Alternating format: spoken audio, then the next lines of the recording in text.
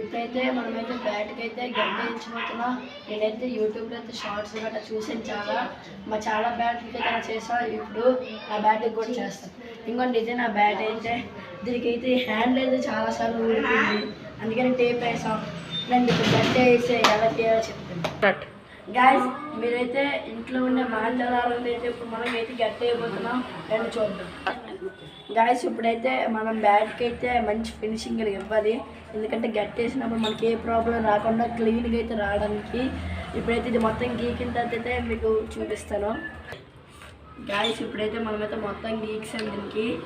ఇంకోండి మీ గట్ట ఇంట్లో గట్ట అలాంటివి చేయకండి, ఒకవేళ బయట అరువులో గట్ట చేసుకోండి, ఎందుకంటే దీని చెక్క పొడి అనేది రాలుతుంది.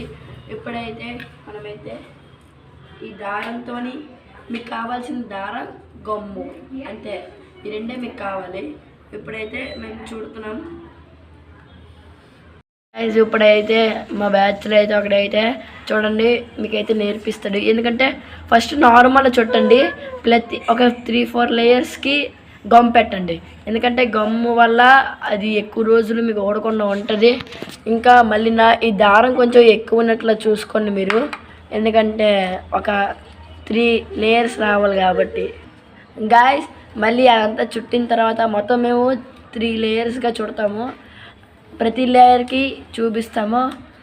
ఆగండి, స్టార్ట్. గాయస్ ఇప్పుడైతే చాలాసేపు అయిపోయింది, ఇంకా ఫస్ట్ లైన్ అయితే అయింది, సెకండ్ లైన్ అయితే ఇంకా చుడుతున్నాము, ఎందుకంటే ఈ బ్యాట్ అనేది చాలా అవసరం అయిపోయింది. ఇంకా కట్టాలి, ఇంకా బ్యాట్ మంచిగా ఉండాలంటే అప్పుడు కలుగుతుంది. గాయస్ సెకండ్ అయితే అయింది, ఇదైతే ఒకటి చుట్టడానికి దగ్గర 15 మినిట్స్ అయితే పడుతుంది.